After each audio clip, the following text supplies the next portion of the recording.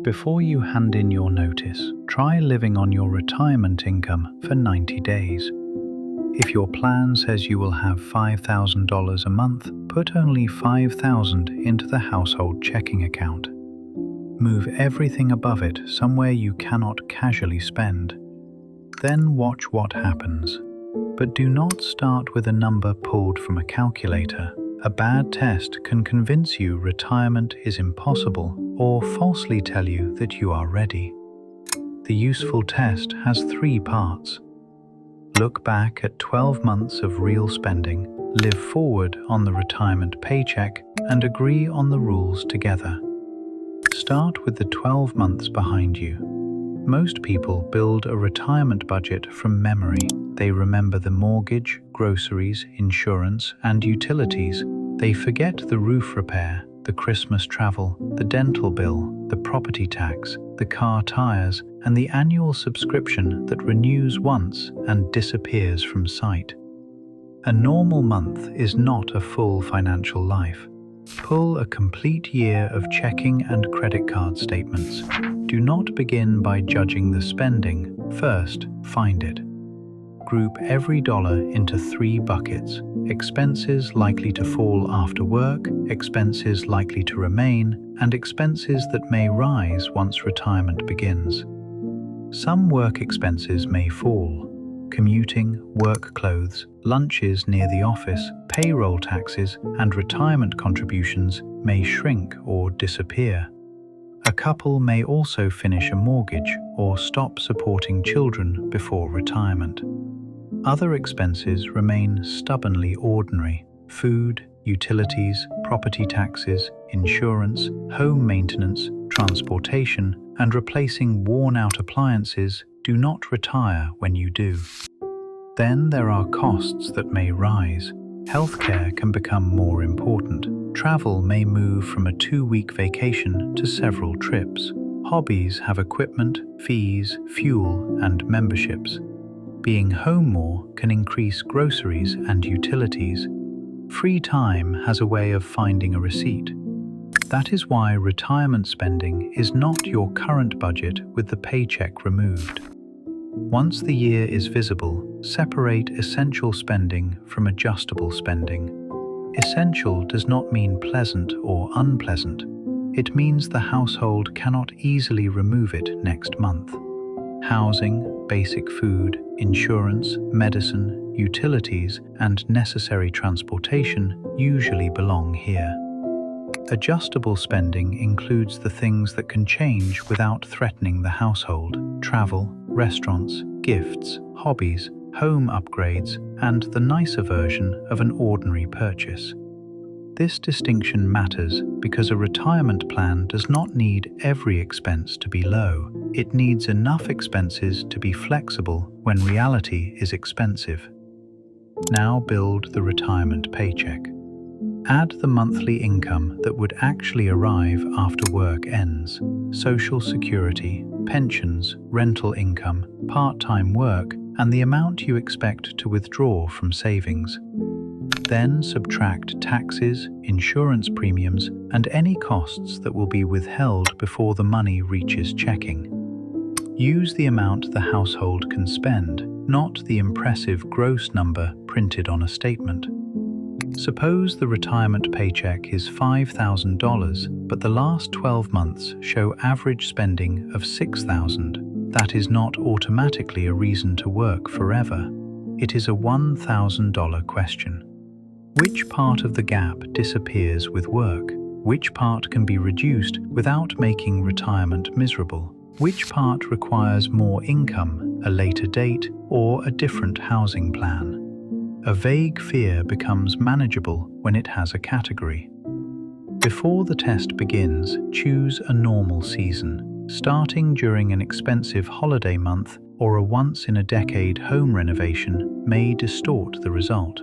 Starting during a quiet month can do the opposite. The goal is not to find the easiest 90 days. It is to include enough ordinary life that the result deserves trust. Create small monthly reserves for the bills that do not arrive monthly. If home repairs usually cost $3,000 a year, The budget needs $250 each month, even when the house behaves. The same idea applies to vehicles, travel, gifts, and medical deductibles. Then live forward for 90 days.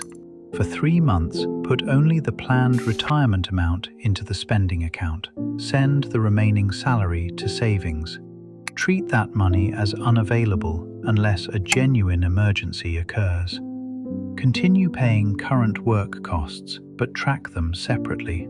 If commuting costs $400 a month and will truly disappear, do not pretend retirement must support it. The test should be realistic, not designed to fail.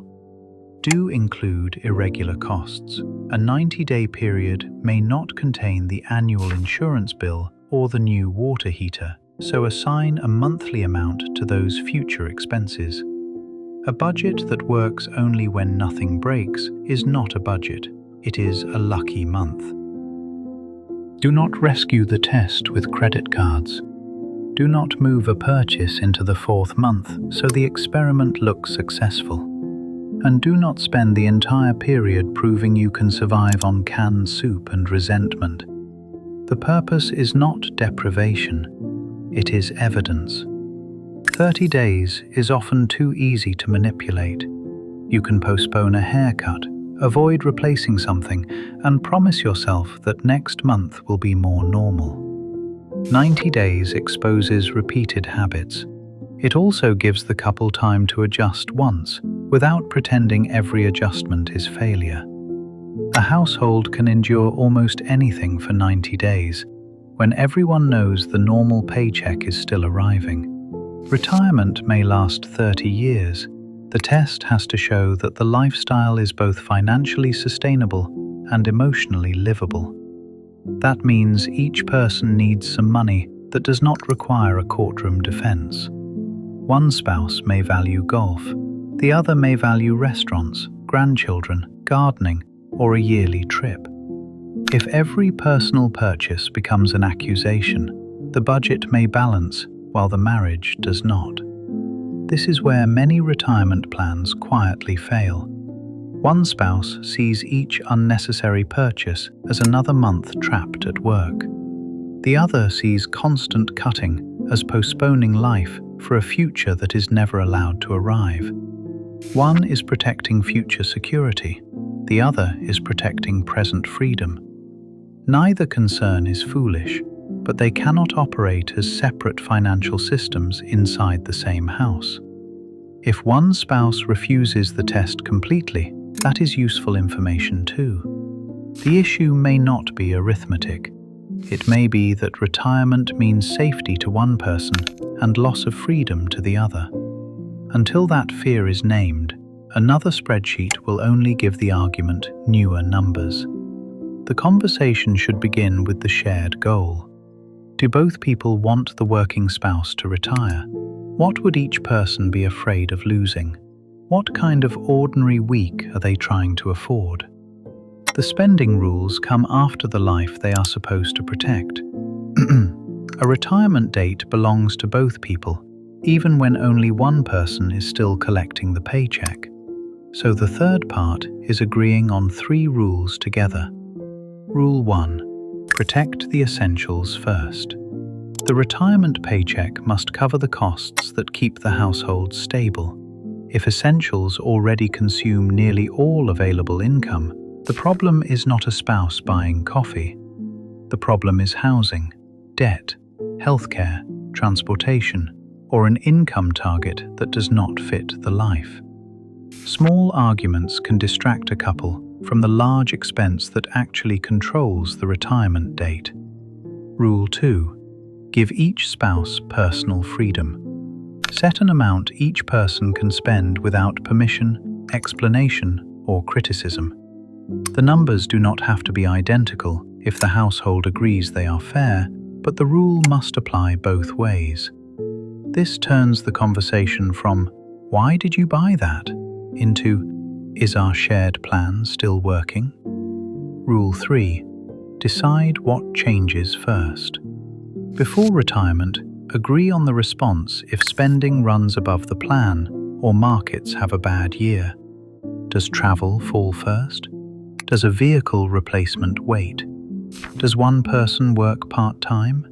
Does retirement move 6 months? Would the household eventually downsize? The worst time to invent these rules is after the portfolio falls and both people are frightened. A retirement budget is not a restriction one spouse imposes on the other. It is the price the household agrees to pay for freedom.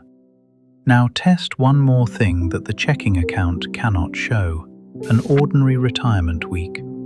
Use a week of vacation and live as though work has ended.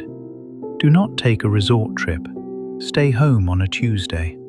See what fills the morning, where lunch happens, how often the car leaves the driveway, and what both people expect from the other. More free time is not automatically free. Some couples discover they spend less because commuting ends and they cook at home. Others spend more because every open afternoon becomes a restaurant, store, project, or trip. Neither result is a moral failure. It is information the original spreadsheet did not contain. The test may also uncover a lifestyle disagreement rather than a money problem. One spouse imagines traveling, the other imagines staying close to home. One expects constant time together, the other needs independent routines. Those differences eventually become financial decisions. What happens if the 90-day test fails? Good. It failed while the paycheck still existed. There are only a few honest repairs. Reduce spending, increase reliable retirement income, work longer, change the planned lifestyle, or combine several smaller adjustments instead of forcing one painful solution to carry the entire gap. If the household is consistently $1,000 over the monthly target, do not dismiss it as poor discipline. That is $12,000 a year. Over a long retirement, it is a structural problem. But do not overreact to one unusual month either. A car repair is not proof that everyday spending is out of control. That is why the test uses categories, reserves, and several months instead of one frightening bank statement. And what counts as success? Not perfection. Success means essentials fit. Ordinary surprises can be absorbed. Neither spouse uses debt to preserve the appearance of success, and both people still recognize the life they are preparing to live. It also means the couple knows what is flexible. A plan is stronger when it can bend without becoming an argument every time it moves. Before retirement, most people test the portfolio repeatedly and never test the household that will live from it. Look back at 12 months of real spending. Live forward on the planned income for 90 days. Then agree on what must be protected, how much freedom each spouse receives, and what changes first when reality refuses to follow the plan. In the comments, tell me whether your spouse would agree to a 90-day retirement budget test and which expense would create the biggest disagreement. The safest retirement budget is one you have already lived.